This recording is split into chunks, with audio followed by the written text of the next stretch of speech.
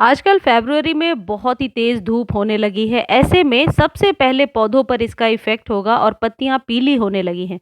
हालाँकि पत्तियों के पीले होने के बहुत सारे कारण हैं, लेकिन कई बार फूलों का साइज़ बहुत छोटा आने लगता है जब पौधे में धूप बहुत ही तेज़ लगती है, जैसी धूप अभी पड़ रही है।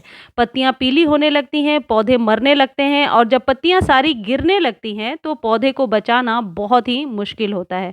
जैसा कि हम जानते हैं, पत्तों का हरा रंग यानी क्लोरोफिल पिगमेंट के कारण होता है और जब पौधे के भीतरी या बाहरी कारणों से क्लोरोफिल का बैलेंस बिगड़ता है, तो पत्तियाँ पीली पड़ने लगती हैं, जिसे क्लोरोसिस कहते हैं। देखिए, ये मेरे अलामांडा में 3 दिन पहले जब वीडियो शेयर किया था आप लोगों के साथ, इसकी पत्तियाँ सारी हरी-हरी थीं और अब देखिए कितनी पीली हो रही हैं। ये एक साइन है कि आपके पौधे में आयरन और मैग्नीशियम की कमी हो गई है, जो कमी अभी आपको पूरी करनी होगी। यदि आप चाहते हैं कि एक ही गमले में बहुत सारी फ्लावरिंग हो, फूलों का साइज़ भी बड़ा हो, पत्तियाँ भी लश ग्रीन हो, तो आज के वीडियो में मैं कुछ ऐसे उपाय बताने वाली हूँ, जो शायद आपने पहले भी किया होगा। बहुत ही टेस्टेड है, कोई नई चीज़ नहीं है, लेकिन ये राइट टाइम है कि आप अपने पौधे में इन 2 फर्टिलाइज़र का इस्तेमाल करें और ये एक सुरक्षा कवच की तरह भी काम करेंगे। पौधे को फंगस और कीटों से भी बचाएँगे।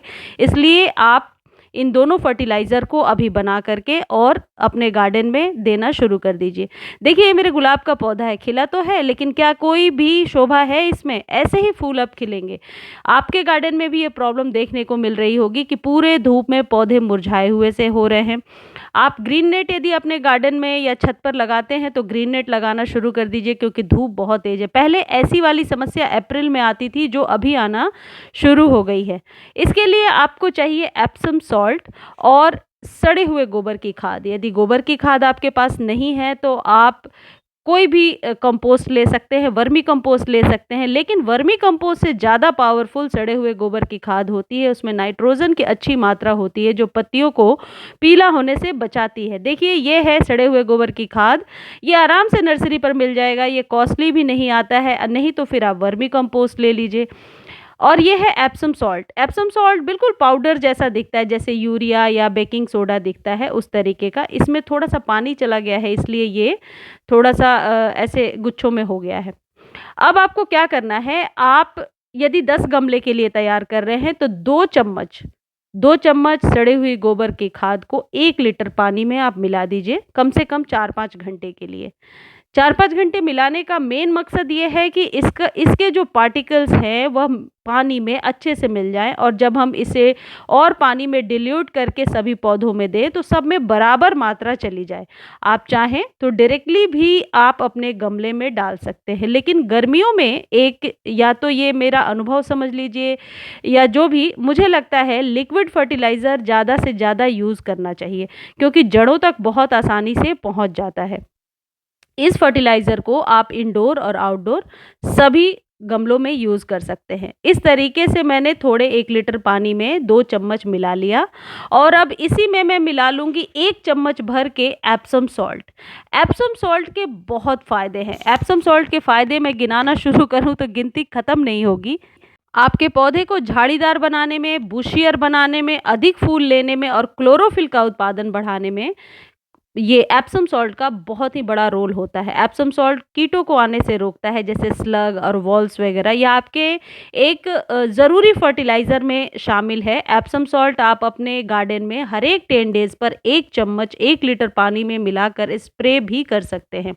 इससे जिनकी ये शिकायत है कि पौधों में ग्रोथ नहीं हो रही, या गुड़हल में कलियां नहीं बन रही, या मेरे पौधे में 1-2 ही फूल खिलते हैं और उसके बाद पौधा मुरझाया हुआ सा दिखता है, इन सारी समस्याओं का हल इस एप्सम सॉल्ट से आपको मिलेगा और ये इफ़ेक्ट बहुत जल्दी करता है। ये लॉन्ग टर्म में प्रोसेस नहीं है इसका, बहुत ही जल्दी इफ़ेक्ट करता है। यदि आज आपने छिड़क दिया, तो 2 दिनों में ही इसका इफ़ेक्ट आपको देखने के लिए मिलेगा। गुड़हल में तो ये अभी आप दे देंगे, तो आने वाले 10-15 दिनों में फ्लावरिंग शुरू भी हो जाएगी। जिन लोगों के गुड़हल में फ्लावरिंग नहीं हो रही है, या गुलाब में नहीं हो रही है, किसी भी पौधे में जिसके फ्लावरिंग का अभी समय है। विंटर के जो फ्लावर्स हैं, जो अभी तक चल रहे हैं हमारे पास, अभी मई जून तक चलेंगे, उनको तो निश्चित तौर पे ये आप दीजिए। सारे मनी प्लांट को, जितने भी मॉन्स्टेरा वगैरह जो भी प्लांट्स हैं आपके पास, सबको दे दीजिए। एप्सम सॉल्ट ऑर्गेनिक होता है और आपके पौधे के लिए बहुत ही ज़्यादा फ़ायदेमंद होता है। अब आप क्या करेंगे, इन दोनों को मिलाकर मैंने 3 लीटर पानी में मिला लिया है। आप 3-4 लीटर पानी में इसकी एक पतली सी घोल तैयार कर लीजिए। इसके पीछे रीज़न ये है कि मैं आप लोगों को फर्टिलाइज़र हमेशा बताती रहती हूँ और वही गमले पे यूज़ भी करती हूँ। तो फर्टिलाइज़र के बीच में मैं ज़्यादा गैप नहीं रख पाती। यदि आप 10 दिनों में एक बार ही यूज़ करते हैं और 10 डेज़ पहले आपने कोई फर्टिलाइज़र नहीं दिया है, तो आप इसकी क्वांटिटी कम कर सकते हैं। यानी कि 1 लीटर में मिलाया है आपने, तो 1 लीटर और मिला लीजिए।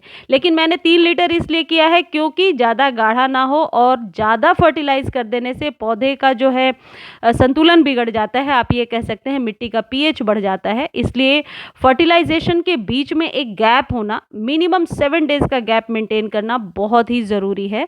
इससे पौधों को प्रोसेस करने के लिए, अंदरूनी प्रोसेस करने के लिए मिट्टी के साथ वक़्त मिल जाता है।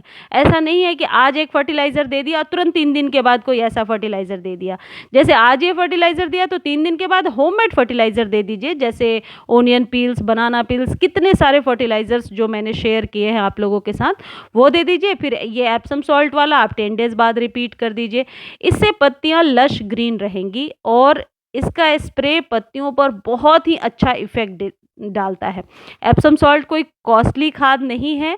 100-150 रुपए में, मैंने तो जब लिया था तो 100 रुपीज़ के का ही नर्सरी पे मिल गया था 1 केजी।